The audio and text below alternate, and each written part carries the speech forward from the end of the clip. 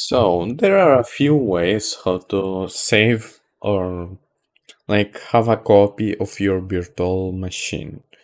The first one, the most easy one, is clicking export.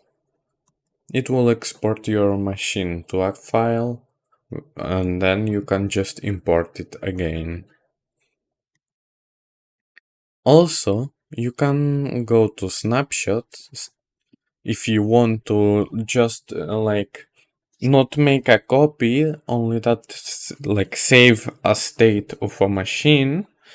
You can create a snapshot or create a clone a virtual machine. Also, you can go to your disk, like in storage.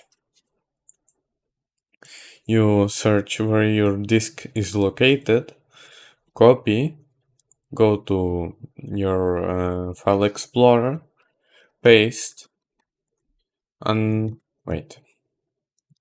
paste, deleting the file name, and there you have your virtual disk image. So yeah, mine is only 2 MB because I just created it.